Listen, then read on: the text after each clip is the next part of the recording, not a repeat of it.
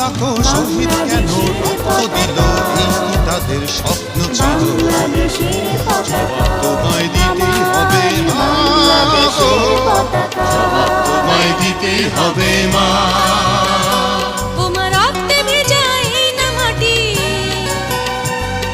জীবন দিয়ে রাখবো খাঁটি, শপথ নিলাম আজকে তরুণ ছাত্র ছাত্রী দল।